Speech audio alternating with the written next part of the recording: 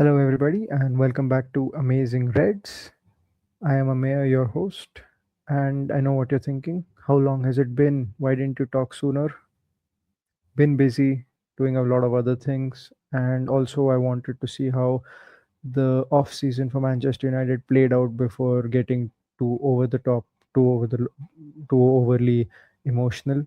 So I thought I'd do something different. Thought I'd record myself, pre-record instead of going live. So this is this is not live, but this is pre-recorded in one take. So we're going to talk about how Manchester United's season looks ahead of the 2026-2027 season, how the off season went, the preseason games, the work that the Manchester United board has done for the transfer window in the transfer window.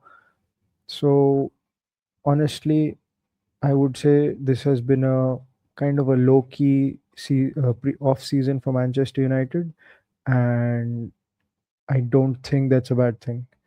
A lot of the times what I've seen is Manchester United goes big in the transfer window. Say we've won the transfer window, we do okay in the preseason, and then we lose first day on the of the season. So I think we are planning long term. We are doing low key stuff so that we can build for the future, and that is why I think what Ineos and Michael Carrick and his team have done is set up a nice, good base, and we'll see where we go from here. Let's talk about the signings. And before that, how are you guys? Comment down below. How have you been? It's been a while since we last spoke. How have you guys been? Uh, Getting back to our regularly on topic schedule, let's talk about the signings. Manchester United have made three signings confirmed. First team signings, that is of Yuri Tillmans, Andre Santos, and Carl Dallo. These are confirmed to be in the first team. They've also made the signing of Tynan Thompson. He's an 18-year-old from Spurs. I don't think he's going to be a first team player just yet. So overall, I think these signings are very shrewd, and we've gone very low key but intelligent. I'm really looking forward to seeing how these work out. There's talk of Carlos Baleba coming. Is not yet done, but it seems that he's going to be confirmed in the coming week or so. So I'm really excited about that. Let's talk about the ones that we already have. First, number one, that is Andre Santos. I think we have gotten a good player from Chelsea. I will not go overboard and say that we've gotten a world class player because I've not seen anything world class from him yet. He's a good player, and I think that he should be treated as such. Just a good player. I think he has a good ceiling. He wants to be the next Casemiro, so he's got a lot of things that he has to change in his game, improve in his games to be the next Casemiro. But I like his attitude. I like that he gets on the ball and passes forward in whatever little I've seen of him. And he isn't shy of making a risky pass. So in Manchester United, you can't just be playing it safe all the time. You need to be making the risky pass. And I like that Andre Santos has that.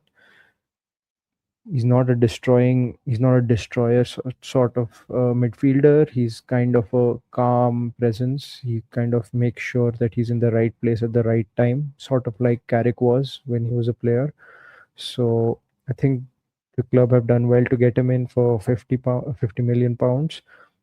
I hope he's not another Mason Mount. I hope he continues and has a nice long career at Manchester United.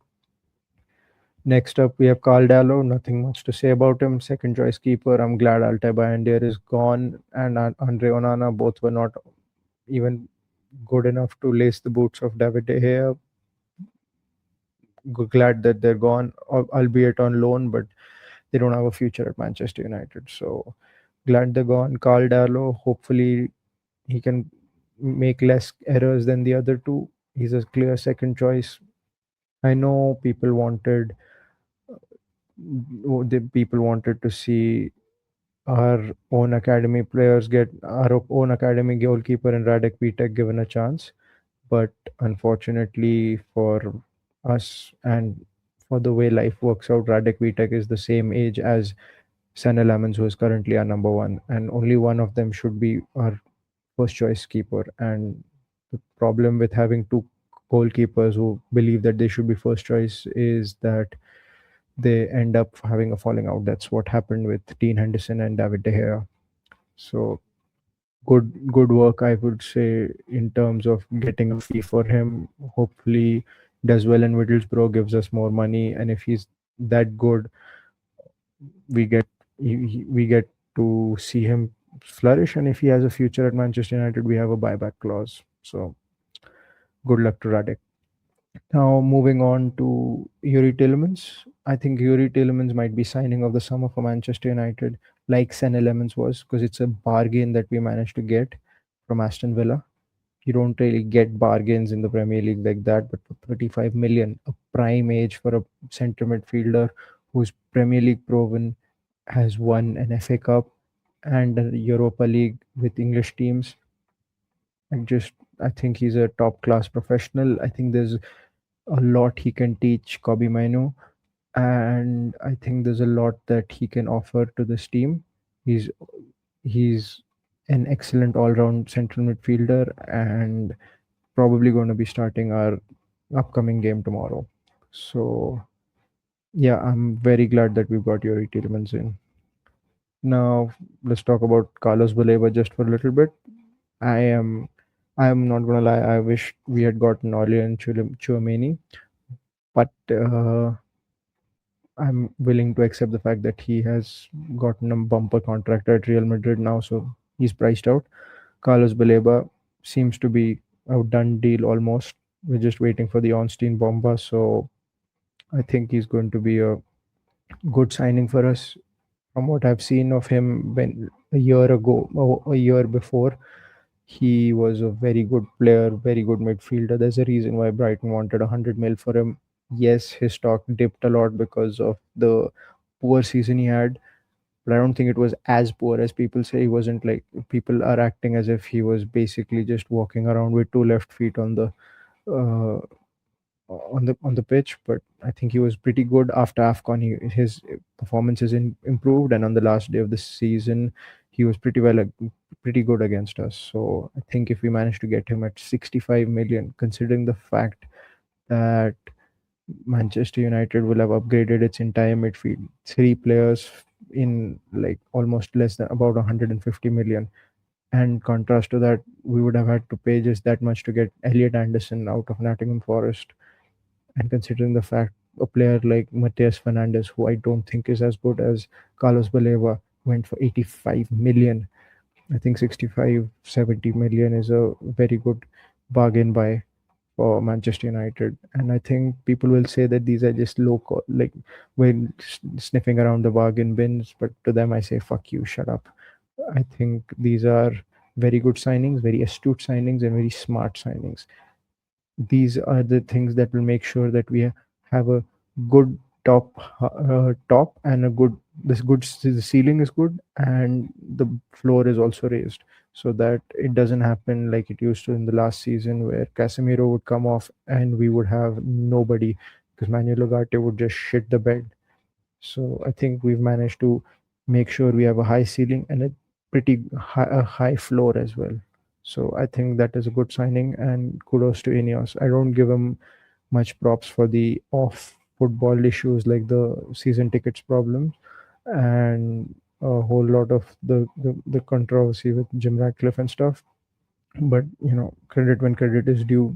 A midfield revamp and under 200 million is top notch.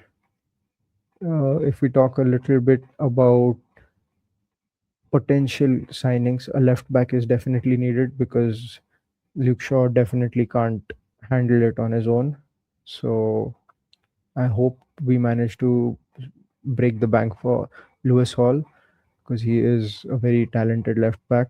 And if we manage to break the bank for him, I think we have a left back on our hands for like almost 10 years. So it'll pay off in the long run. We'll see how it goes. Newcastle are saying he's not for sale, but they said that with Isak, maybe we just need Lewis Hall to put up a statement saying that he wants out from Newcastle, and we can just come up and swoop him for like 70ish million. If not, I'm hearing that we want to go for Alejandro Balde, which is good. I feel he's a pretty good left back. I think if we don't get Lewis Hall, we should have at least an adequate left second choice left back, so that when we go for him next season, and we will go for him next season, and we swipe him up from those Geordies, we're in good hands. Anyway, that's been most of the transfer talk. In terms of striker, I've heard that there is talks of uh, Xerxes leaving for Italy, like to Juventus, and I'm fine with it. I personally don't really care about Joshua Xerxes as a Manchester United player. He's a very talented footballer, just not a Manchester United player. I think he'll have a good career in Serie A. That seems to be more his style. If we manage to get a second choice striker in, maybe someone from the free market or someone on loan. I don't know. Maybe Ivan Tony on loan, or Ollie Watkins on loan, or with an obligation to buy. I think we would be do well to do that, but currently striker is not as big of an issue. I understand that Shesko is coming back from an injury, but I know that we have Cunha and Mbumo and Marcus Rashford who can play down the middle, so the front line is covered in that sense. So that's been most of our transfer policies in the off season. Transfer business done in the off season. Let's talk about the preseason games. I think we were absolutely shocking against the Wrexham game, and I don't really hold that to anybody. First game of the season, preseason, it was a 1-0 defeat. Not really big deal about it. I think it was bad, but not, could have been worse. No injuries, so all good on that front. I think we did great to batter Rosenborg, and I think we held our own against PSG. People will say that it was a PSG B team, but it was also our B team as well. So we managed to hold on well, and yeah, I think PSG was good. I think Leeds, we were kind of stumbling, but it was good. We managed to win the penalty shootout, and I think maybe we should have shown a little bit more bite, but otherwise, overall, I'm not worried about preseason. The Milan game was slightly concerning considering how easily we got beaten by Ruben Amorim, one of our worst ever managers. But I feel like there's more to it that meets the eye. We were just so pathetic when we played against Milan. I think we were either overworked because of the traveling, and we were just like, fuck it. One week before the season starts, nobody wants to get injured, so everyone was just playing on second gear. Bit concerning, but at least we figured out that Luke Shaw can't continue playing being our first choice left back for long. We need a left back, and we managed to get some minutes in for Marcus Rashford as well. Most people, very unpopular opinion, most people will be have given up on Marcus. I think this season I'll give him a shot to see what he's about. I think he's got something to prove to Manchester United fans and to himself, and maybe he shouldn't be here long term or even at the end of this season. But I feel like this season, as it begins, we will be a better team with Marcus Rashford in our team than without it. A lot of people talking about disrespect and shit. I don't see it. I was not overly asked. I think he thought that he was basically done with Manchester United since he hadn't played for us for 18 months. So I think he had basically signed off on being a Manchester United player. Barcelona didn't come for him, and so the turntables. And yeah, he's here now. He's our player, most likely going to be the number 9 for Manchester United. I think he will. I think we will be a better team with Marcus Rashford in it than without it, because Carrick knows him. Carrick has played with him. Carrick knows how the best way to get a tune out of Marcus. I think Marcus has matured in his time, in his exile, and I think a lot of the problems that we saw last season with the seasons before, the tracking back and all, they need to be changed. I'm not saying that they don't need to be changed. He needs to put in the effort, but at the same time, I also know for a fact that he had 28 goals and assists for Barcelona, and none of our forwards had that kind of output. So even if you half it, like just 14 goals and assists, that's still pretty good, and that can contribute to our team. So I think, you know, since we don't have any other options, Marcus Rashford is a good option off the bench and a good option to have in your squad. So that's been most of our talk. I'll talk briefly about Hull City, our first game, and we'll just end it after that. I will try to cover the aftermath of the game when I'm at the watch along, hopefully. So stick around for that. I'm gonna try doing a little bit of a shorts series, like 3 minutes kind of, to explain everything. So, if you guys want to see that, please comment down below. Do you want a long form video, like properly dissecting the game, or just a 3 minute quick video on a shorts right after the match ends? We'll I'll check it out and see if I can do it. Get your score predictions down as well. For Hull, I think it's going to be a tough game, KG game. Recently promoted side, we're going away. It's going to be hell on earth. They have a free pass. They don't really give a damn. The biggest club in England has come to their turf. They want to make an impression to try and stay in the Premier League. They're going to give it their all. Their fans are going to be up for it. So I think we're going to have to bunker in for the first half an hour or so. My predicted 11 is going to be Sen Lemons, Diogo Dalot. The centre back pairing, I think we're going to go with Heaven and Maguire, and left back's going to be Luke Shaw. I think in the midfield, three is going to be Andre Santos, Yuri Tielemans, and Bruno Fernandes. A winger, I think we're going to have Cunha, since he has more match fitness, playing on the left. We're going to have Mbumo down the middle because he's been sensational in preseason. He's looked very sharp. So Mbumo down the middle, and I think we're going to have Ahmad on the right. And it's a bit of a short kind of team. So hopefully Maguire and Shaw can bail us out during the corners. So that's basically been my views for the preview. Hopefully you guys enjoyed it. I I like doing this kind of a video. Let me know what you thought about it. Leave a like, comment, share, hype up the video if it qualifies for hypes. And yeah, I'll see you guys after the game. Comment down your score, by the way, guys. What do you think the match is going to be? How do you think the season's going to go? Personally, I think Manchester United's goal should be to try and stay in the Champions League spots. And I'll do a whole video afterwards looking forward to the Champions League. Currently, I think just league wise, since the league starts tomorrow, I think Manchester United's entire main goal should be to stay in the Premier League.